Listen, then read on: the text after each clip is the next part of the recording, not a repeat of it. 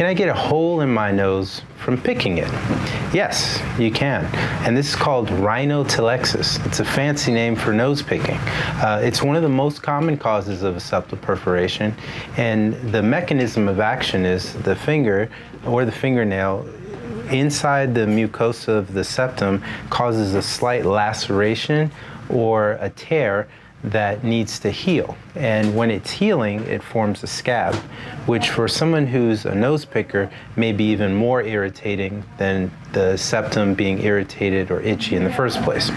When that scab is picked off, they cause bleeding and another scab forms, and you get a shallow indentation in the septum every time you pick off a scab before it's completely healed.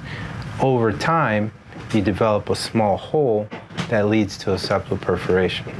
That's why it's very important to understand that nose picking is highly not recommended, and you should avoid it at all times.